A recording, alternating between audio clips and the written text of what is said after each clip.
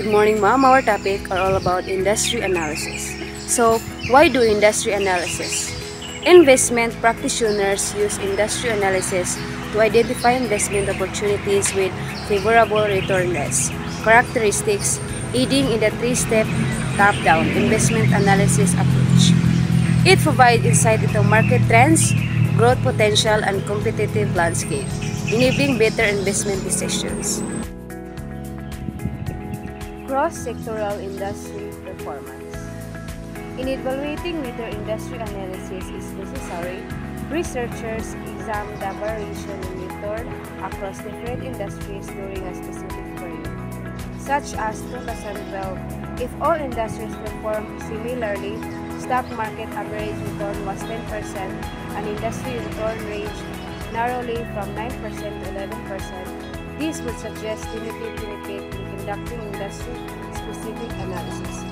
Consistent similarity returns over time would imply that randomly selecting stock across industries may yield near-average return, thus questioning the value of targeted industry investment strategies.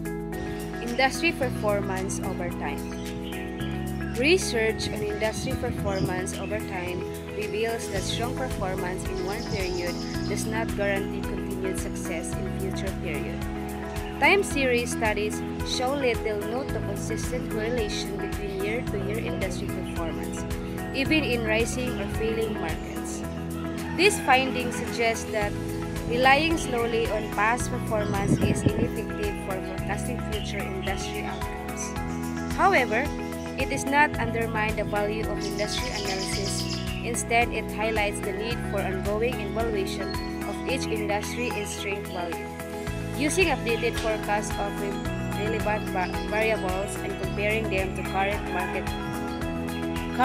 market prices. Performance of the companies within an industry.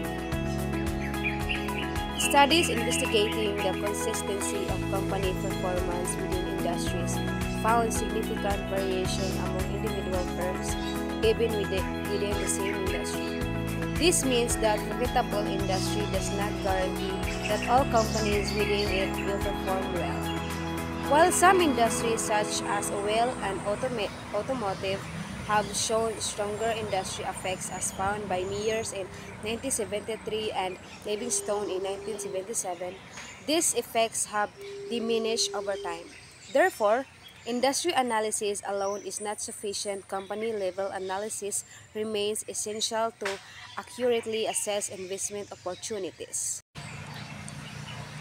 Differences in industry risk.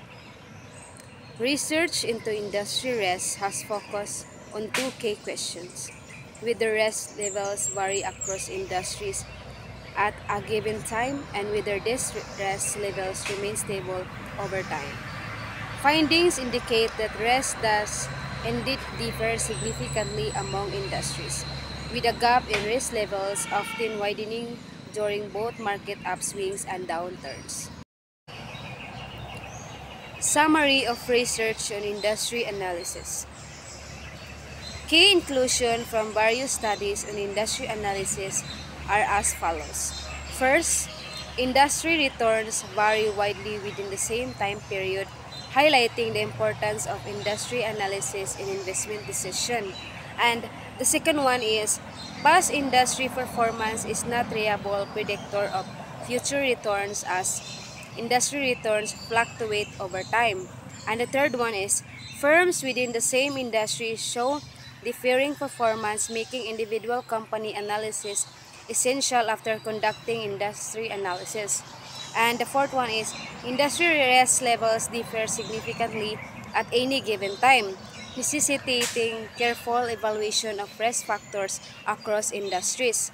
And the last one is, industry risk tends to remain stable over time, making historical risk data a useful tool for estimating future risk. Industry analysis process. Effective industry analysis should be grounded in a broader understanding of the macroeconomy. This approach is essential for two main reasons. First, market sensitivity to economic trends. Although security markets often move ahead of the broader economy, they ultimately reflect economic condition, either strength or weakness. And the second is influence of macro variables. Key determinants of market values such as interest rates, GDP growth, and corporate earnings are macroeconomic in nature.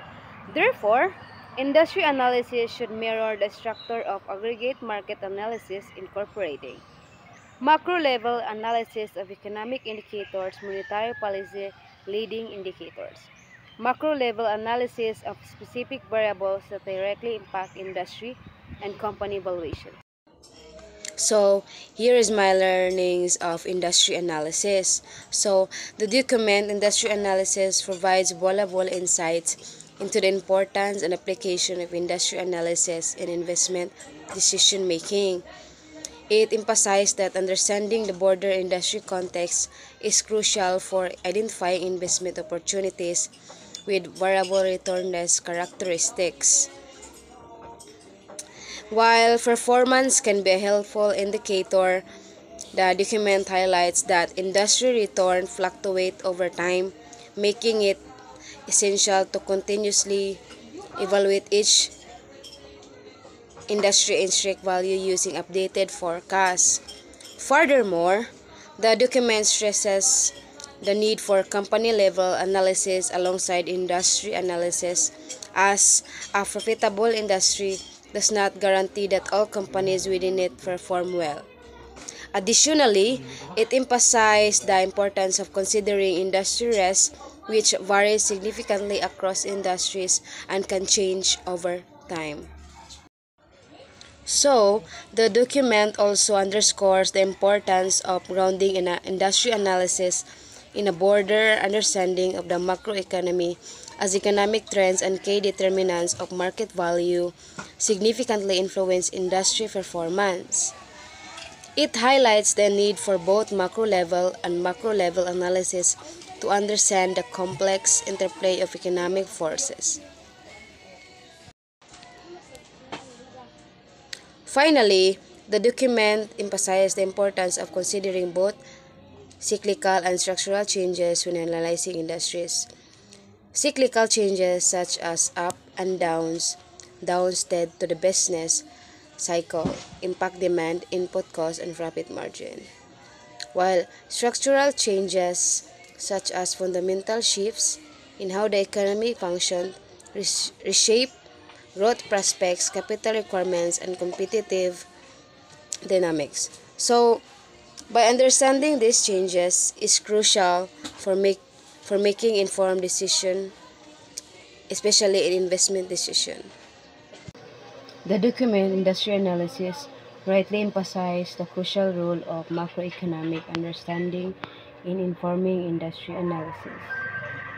Industry performance isn't isolated, it's deeply intertwined with broader economic trends and market valuation. Therefore, a comprehensive investment strategy necessitates a dual approach, macro-level and micro-level analysis. This allows for a nuanced understanding of the complex interplay of economic forces shaping industry dynamics. Microeconomic factors such as interest rates, inflation, and exchange rates and government policies significantly influence industry profitability. For example, rising interest rate can negatively impact industries with debt levels, while inflation can affect input costs and consumer demand. Understanding these macroeconomic trends is critical for predicting future industry performance and identifying potential risks and opportunities. Beyond macroeconomic forces, the document highlights the importance of differentiating between cyclical and structural changes within industries. Cyclical changes are short-term fluctuation linked to the business cycle. So, this fluctuation impact various aspects of industry performance, including demand, input costs, and profit margin. For instance, during economic downturns, consumer demand for dictionary goods often decreases, impacting industries like consumer durables. Conversely, during economic expansion, demand increases, leading to higher profits. Structural changes, however, represent long-term fundamental shifts in the economy. These changes can reshape an industry's growth, prospects, capital requirements, and competitive dynamics. Technological advancement, regulatory changes, and shifts in consumer preference are examples of structural changes.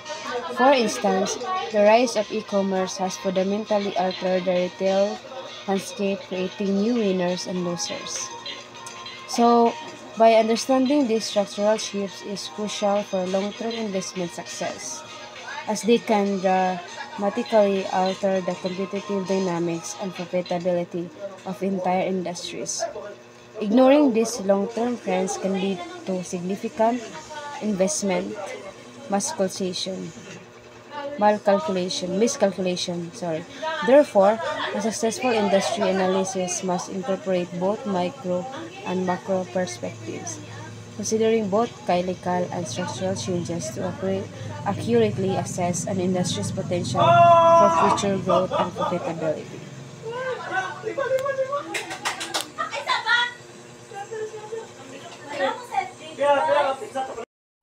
Estimating industry rates of return to know if an industry is a good investment, analyze, estimate how much the return or profit it might give. So you have two methods here, which is the present value of cash flow and the relative valuation analysis. So first, the present value of cash flow analysis estimate the future money or cash flow an industry will make the calculate its value today. So example, if the tech industry is expected to earn in the future and the current value is low, it's probably good to buy. So relative valuation analysis is compare one industry to financial ratio like P divide to ratio to the other or to the overall market to see if it's cheap or expensive. So example, if the good industry has a lower P divide to A ratio than to the market average, it might be the undervalue or a good deal. Valuation using the form of DDM. This is the formula that helps estimate the value of the company or industry based on expected future dividends. So the formula is P equals to D1 divided to K minus to J. So the P is current price of the industry. So the D1 is the expected dividends and the K is required return rate and the G is expected dividend growth. So for example, the mature utility company that pays regular dividends can be evaluated easily using this method. Industry analysis using the relative valuation approach.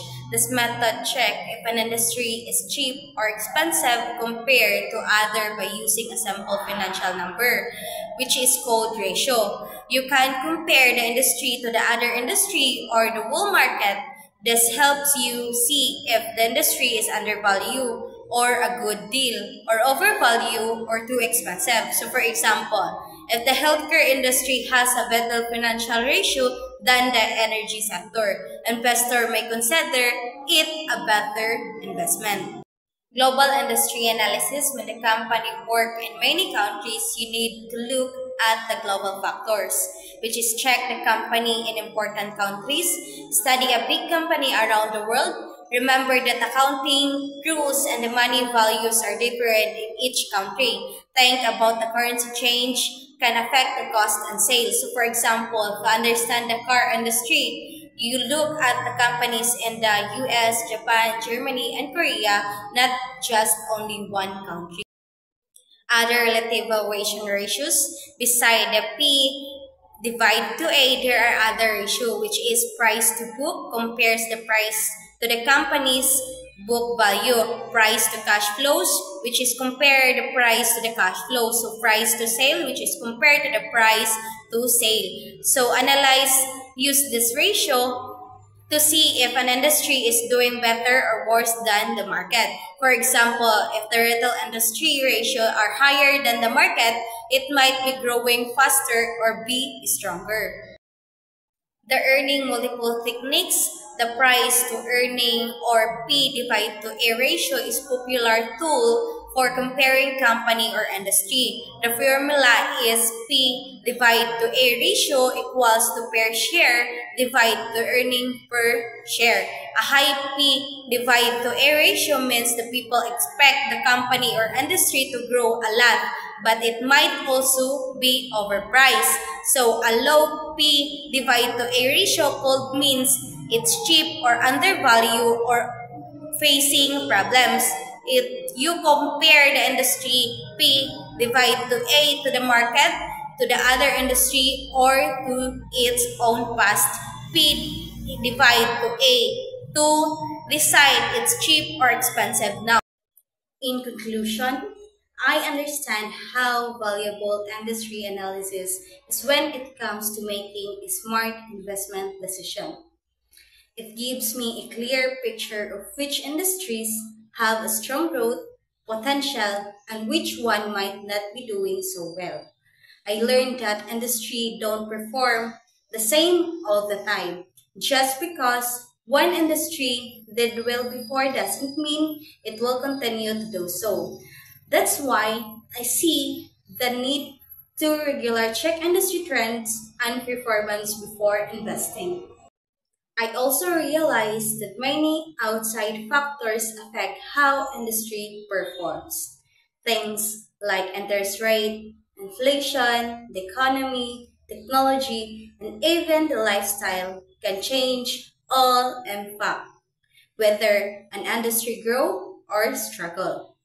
What stood out to me is that not every company is a strong industry will do well. So after studying the industry, I still need to take closer look at individual companies to make sure they're really worth investing in.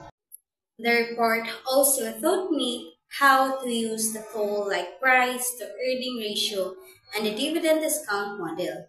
This helped me to figure out whether an industry is current undervalued or overvalued compared to the other or to the market as a whole. Understanding these tools give me more confidence in making decisions, especially when it comes to comparing returns and risk between industry. Lastly, I now see the importance of looking beyond just a local industry. With the world becoming more connected, analyzing industry globally is more important than ever. I need to look at how international companies are performing, how exchange rate can affect them, and how globally economic trends play a role. Overall, this report helped me see how industry analysis is not just about number. It's a key part of understanding where and how foreign investment can support a country's economic growth. This report also introduced me to useful tools like the price to earning ratio or P divided to A and the dividend discount model or DDM. This tool helps you measure if an industry is priced fairly and if it has a good growth potential. I now know how to use this compared to different industry and spot good investment. Lastly, I learned that in today's global economy, I shouldn't just focus on local industry. I need to think globally, look at international markets, foreign companies, current exchange, and economic condition in the other countries. This helped me see the bigger pictures and understand how foreign investment can help economy grow and become stronger. My learnings on this report, I learned that industry analysis is a powerful tool for making better investment decisions. It helps me understand how different industries perform, what factors influence them, and where the best opportunities are. I discovered that industry don't always perform the same and past results don't guarantee future success, so I need to keep analyzing current trends. I also learned that many things affect an industry performance, like the economy inflation, interest rates, lifetime changes, and new technology. Even within the same industry, some companies do better than others. That's why, after analyzing an industry, it's still important to study each company closely. So let's move on to topic 13.2, which is the business cycle and industry sectors. Analysts study economic trends to understand how different industries will perform over time. They look at key indicators like government policy changes, GDP, and income company earnings forecast to see how new economic data might affect industries in the short and long term. These trends can include cyclical changes, regular ups and downs that impact demand, costs, and profits, as well as structure changes, which are bigger shifts in how the economy functions, such as moving from manufacturing to service-based industries. By keeping track of these changes, analysts can identify which industries are likely to succeed or struggle, helping investors make smarter decisions. So these are the four key factors that influence the business cycle and different industry sectors. So first is inflation. When prices of goods and services go up, it affects how much people can buy and how businesses see their price and cost. Second is interest rates. These are the cost of borrowing money. When interest rates are high, borrowing is more expensive, which can slow down spending and investment. Third is international economics. Global events like trade policies, exchange rates, and foreign markets can impact local businesses and industries. Fourth is consumer sentiment. This is how confident people feel about the economy. When people feel good, they spend more. When they're worried, they spend less. So, the third slide of my topic talks about the structural economic changes in alternative industries. It's showing that there are several factors that can cause big changes in how the economy is set up and how industries work. These factors are first, demographics. This refers to changes in the population, like the average age, how many people are being born, where people live, which is cities versus rural areas, or etc. Second is technology. This is about new inventions and advancements. Think of things like the internet, smartphones, automations, and artificial intelligence. Third is lifestyles. This refers to how people live their lives, including what they buy, what they do for fun, their values, and their habits. Fourth is politics and regulations. These include government policies, laws, and rules that can affect businesses and the economy. So, in short, the economy and the industries within it are constantly changing because of changes in who we are, the tools we use, how we live, and the rules we follow. The graph shows. So, in this slide, the graph shows that industries, much like living things, go through different stages of development. It's like a timeline for how an industry grows, matures, and eventually might decline. This graph has 5 stages. Stage 1, pioneering development. This is when an industry is just starting. Think of the very early days of cars or the internet. There's a lot of innovation, but not many people are using it yet. Stage 2, rapid acceleration growth. This is when the industry takes off. More and more people start using the product or service, and companies are growing quickly. Stage 3, mature growth. The industry is still growing but at slower pace. Most people who want the product or service already have it. Companies are focused on maintaining their market share. Stage 4, stabilization and market maturity. The industry is no longer growing much. Sales are relatively stable. Companies are focused on efficiency and cost control. Stage 5, deceleration of growth and decline. The industry might start to shrink. This can happen because of new technology, changing consumer taste, or other factors. Think of the decline of the traditional newspaper industry. So next topic is all about analysis of industry competition. Similar to the sales forecast that can be enhanced by the analysis of the industrial life cycle, an industry earnings forecast should be preceded by the analysis of the competitive structure for the industry. Specifically, a critical factor affecting the profit potential of an industry is the intensity of competition in the industry. So just imagine you want to start a business selling coffee. If there are only a few coffee shops in your area, you might be able to charge a higher price and make more profit. This is a low competition. If there are many coffee shops on every corner, you'll have to compete on price, quality, and service. This can make it harder to make a lot of money. This is high competition. This is a model called Porter's 5 Forces. It's a tool that business use to understand how much competition exists in an industry. The model says that competition isn't just about your direct rivals. It comes from several other areas too.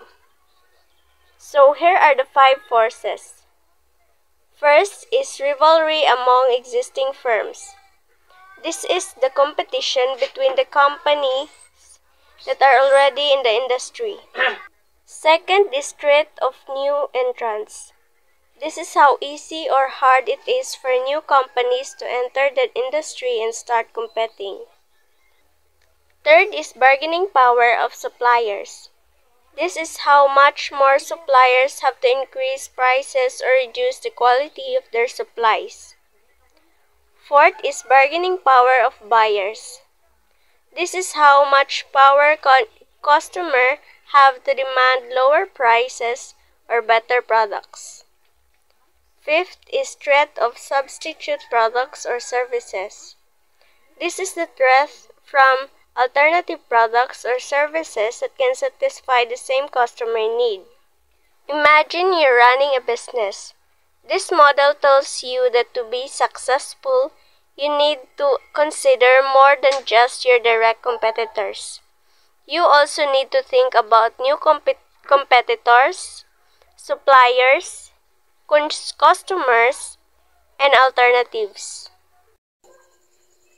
So this is the overall summary of industry analysis. So industry analysis is a key part of making smart investment decisions. Different industries perform differently depending on economic conditions, consumer trends, and global events. So for example, technology may thrive during innovation periods, while energy does well when oil prices rise. Since industries vary in performance, focusing on them helps investors manage risk and find opportunities. However, performance isn't always consistent over time. An industry may do well one year and poorly the next. Also, companies within the same industry can have very different results depending on their strategies, leadership, and financial strength. This makes it important to analyze both the industry and the individual companies within it. Industries also carry different levels of risk. Tech may be high risk, high reward, while utilities tend to be more stable. This risk can change as industries evolve. Analysts also look at the industry life cycle, introduction, growth, maturity, and decline to estimate future performance. Tools like Porter's Five Forces help assess competition, while valuation models like the dividend discount model and free cash flow to equity estimate value. Analysts also compare financial ratios like P/B and P/S to make market averages. For global industries, factors like exchange rates and international policies are also important. This is my learning on my report. Understanding the business cycle and industry sectors helps people make better business and investment decisions. The business cycle has four main stages, which is the expansion, peak, recession, and recovery. In the expansion stage, businesses grow and people spend more. At the peak, growth slows down. During a recession, businesses may struggle and spending drops. In recovery, the economy starts to improve again. Knowing these stages help us plan when to invest or save. Some industries like travel or luxury goods are more affected by these changes, while others, like healthcare and utilities, remain stable. Industry sectors also go through their own life cycles: introduction, growth, maturity, and decline. Understanding what stage an industry is in can help us guess its future performance. Tools like Porter's Five Forces help us understand how competitive and profitable an industry is. Overall, learning about the business cycle and industry sectors help us make smart, well-timed decisions. So these are the possible questions that we're going to answer. First, is there a difference between the returns for alternative industries during specific time periods? Yes, different industries can perform better or worse depending on the time period. For example, tech might do well during a tech boom, while energy might do better when oil prices are high. This means industry analysis is important when making investment decisions. Second, is there consistency in the returns for individual industries over time? Not always.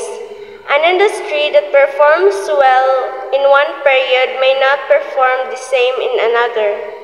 This shows that past performance of an industry doesn't always predict future performance, so analysts must stay updated.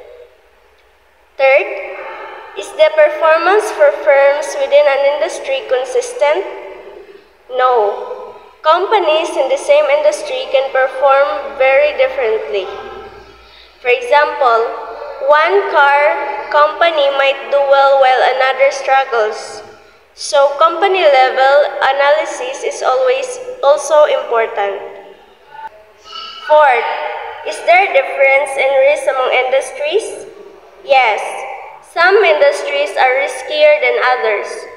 For example, tech is usually more volatile than utilities. This helps investors decide how much risk they want to take. Fifth, what happens to risk for individual industries over time? Risk can change over time. For example, a new industry may become less risky as it matures. Analysts need to update their risk estimates regularly. Sixth, what are the stages in the industrial life cycle and how does the stage affect sales estimates? These are typically 4 stages. So first is in the introduction, growth, maturity, and decline. Sales are expected to grow fast in the growth stage but may slow or decline in the later stages. Knowing the stage helps in estimating future sales.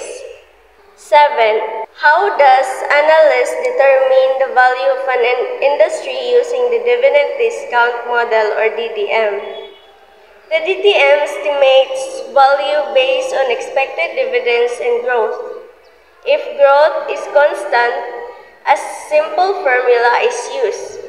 For two-stage growth, the value is calculated in 2 parts, which is the high growth and stable growth phases. A. What are some of the unique factors that must be considered in global industry analysis? Analysis must consider exchange rate, global competition, international regulation, and economic conditions in other countries. These factors can impact how an industry performs globally.